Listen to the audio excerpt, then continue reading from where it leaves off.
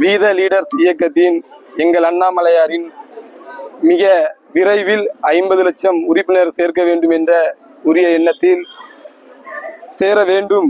அதற்காக கன்னியாகுமரி மாவட்டத்தில் நாகர்கோவிலில் மிகவும் பிரசித்தி பெற்ற உடைப்பன் குடியிருப்பு ஸ்ரீமன் நாராயண திருக்கோவிலுக்கு வேண்டி சிறப்பு அபிஷேகம் செய்து முடித்து இன்று பக்தர்களுக்கு அன்னதானம் செய்து சிறப்பு வழிபாடு செய்கிறோம். ஏதாவது கேள்வி இருக்குன்னா உங்களுக்கு ஏரியால எவ்வளவு உறுப்பினர் சேர்த்திருக்கீங்க இதுவரை?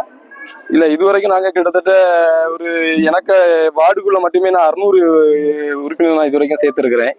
இப்போ என்னன்னு பாத்தீங்கன்னா நிறைய பேர் இப்போ எங்க தலைவரை விமர்சனம் செய்து வருகிறார்கள். நான் இப்ப என்னன்னா பொதுவாக எங்க தலைவர் யாரையுமே தனிப்பட்ட முறை இதுவரைக்கும் விமர்சனம் செய்யவில்லை. ஆனால் எங்க தலைவரை தொடர்ந்து விமர்சனம் செய்து கொண்டே வருகிறார்கள். அவர்களுக்கெல்லாம் நாம் பதில் சொல்ல வேண்டிய அவசியமும் இல்லை. எங்க தலைவர் எப்பேற்பட்ட தலைவர், தமிழ்நாட்டில் இந்தியாவிலேயே ஒரு இயக்கத்தில், கட்சி கிடையாது, ஒரு இயக்கத்தில் 10 மணி நேரத்தில் 10 லட்சம் பேர் இணைகிறாங்க. இது அப்படிப்பட்ட ஒரு மாபெரும் இயக்க தலைவரை தரைக்குறைவாக பேசுவதை நாங்கள் ஏற்க மாட்டோம். மீண்டும் நாங்கள் என்ன சொல்கிறோம் என்றால், எங்கள் தலைவர் எங்களை கட்டி போட்டு வைத்துள்ளார். திரும்ப நாங்கள் பேசக்கூடாது. எங்களுடைய நோக்கம் எதிர் அரசியல் கிடையாது. எங்களுடைய நோக்கம் என்னன்னா போதைக்கு எதிரான விழிப்புணர்வு, நிலம் குளம் குட்டைகளை நாங்கள் மறுசீரமைப்பு பண்ணுவது, இதுதான் எங்களுடைய நோக்கம். ஆனால் தொடர்ந்து எங்க ஒரு தரம் தாழ்ந்து விமர்சிப்பு செய்தால் நாங்கள் பார்த்து கொண்டு இருக்க மாட்டோம்.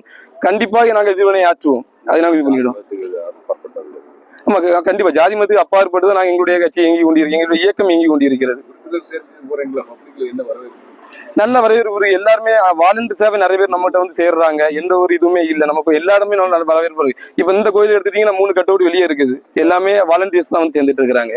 தமிழ்நாட்டுல பாலியல் தொந்தரவு கூடுதலா இருக்கு பெண்கள், அதுக்கு என்ன முடிவு பண்ணுவாங்க? இல்ல, அதுல எங்க தலைவர் எப்போ ஆட்சி பொறுப்பு வாராரோ அது வரைக்கும் இந்த தொடர்ந்து நடந்துகிட்டே தான் இருக்கும். இதை எந்த ஒரு செலிவிஷனுமே இல்லை. எல்லாருமே சொல்றாங்க இந்த ஆட்சி வந்தா கரெக்டா இருக்கும், அந்த ஆட்சி வந்தா இருக்குங்கிறாங்க.